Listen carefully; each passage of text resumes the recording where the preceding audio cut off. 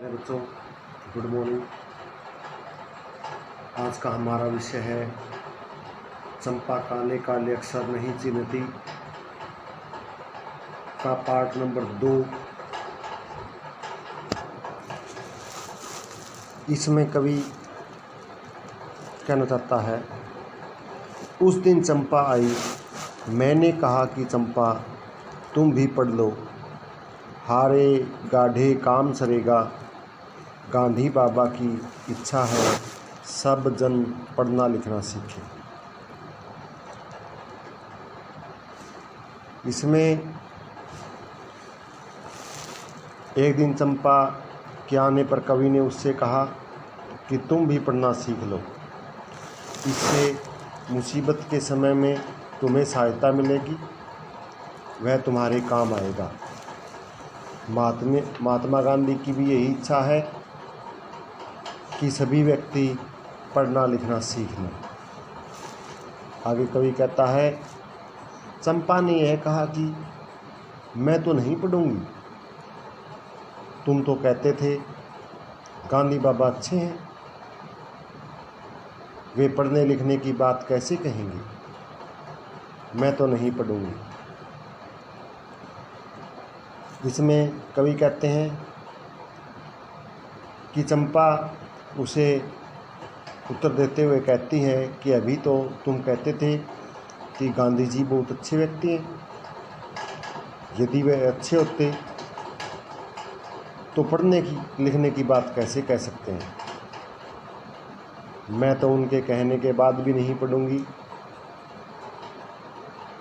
चंपा गांधी की अच्छाई या बुराई का मापदंड पढ़ने की सीख से लेती है और न पढ़ने का निश्चय दोहराती है। आगे कविता में पैसेज नंबर 3 में कहती है, मैंने कहा कि चंपा पढ़ लेना अच्छा है, ब्याह तुम्हारा होगा, तुम गोने जाओगी, कुछ दिन बालम संग साथ रह चला जाएगा जब कलकत्ता, बड़ी दूर है वह कलकत्ता, कैसे उसे संदेशा दोगी, कैसे उसके पत्र पढ़ोगी, चंपा पढ़ लेना अच्छा है। इसमें कवि चंपा को पढ़ने की सलाह देते हुए कहता है कि तुम्हारे लिए पढ़ना सीखना अच्छा है, क्योंकि जब तुम्हारा विवाह हो जाएगा तो तुम्हारा पति कुछ दिनों तक साथ रहने के बाद नौकरी के लिए कलकत्ता चला जाएगा। कलकत्ता यहाँ से बहुत दूर है, ऐसी स्थिति में तुम उसे बिना पढ़े लिखे किस तरह संदेश भेज पाओगी और उसके द्वारा भेजा गया पत्र भला कैसे पढ़ सकोगी। अपने पति को संदेश भेजने और उसका संदेश या पत्र पढ़ने के लिए तुम्हें पढ़ना अवश्य ही सीख लेना चाहिए। आगे चंपा कहती है, चंपा बोली, तुम कितने झूठे हो देखा, हाय राम तुम पढ़ लिख कर भी कितने झूठे हो, मैं तो ब्याह कभी नहीं करूँगी और कहीं अगर हो भी गया तो मैं अपने बालम को अपने साथ रखूँगी, कलकत्ता में कभी न जाने दूँगी, कलकत्ता पर वज्र गिरी। इसमें कवि द्वारा चंपा को पढ़ने की सलाह देने पर वह नाराज़ हो जाती है। वह कहती है, तुम तो बहुत झूठे हो, तुम पढ़ लिख कर भी झूठ बोलते हो। जहाँ तक शादी की बात है तो मैं शादी कभी नहीं करूँगी, दूसरे यदि कहीं शादी हो भी गई तो मैं अपने पति को हमेशा अपने साथ रखूँगी, उसे कभी कलकत्ता नहीं जाने दूँगी। परिवारों को दूर करने वाले शहर पर वज्र गिरे अर्थात उसका विनाश हो जाए। इस कविता का काव्य सौंदर्य ग्रामीण भाषा परिवेश के अनुकूल अत्यंत सरल, सीधी और सादगीपूर्ण है।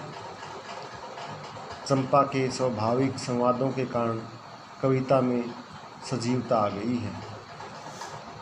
कभी न करूँगी और संग संग में अनुप्रास अलंकार है। पढ़ाई लिखाई को झूठ और चालाकी का पर्याय मानती है। प्यारे बच्चों, यह थी हमारी कविता चंपा काले काले अक्षर नहीं चिन्हती। इसमें कवि ने चंपा के माध्यम से गांव में रहने वाली अनपढ़ लड़कियों की स्थिति का वर्णन किया है। चंपा को काले काले अक्षरों से अर्थात किताबों में लिखे अक्षरों से भिन्न भिन्न प्रकार के स्वरों के निकलने से बहुत आश्चर्य होता है, लेकिन इसके विपरीत उसे पढ़ने लिखने में कोई आनंद नहीं है, कोई रुचि नहीं है, वह पढ़ना ही नहीं चाहती। वह यह समझती है कि पढ़े लिखे लोग परिवार से दूर हो जाते हैं और हमेशा जाकर वहीं रहने लगते हैं। उन्हें परिवार के सुख दुख से कोई मतलब नहीं होता। कवि के कहने पर भी वह बिल्कुल भी पढ़ना नहीं चाहती। तो आज का टॉपिक यहीं समाप्त होता है। धन्यवाद।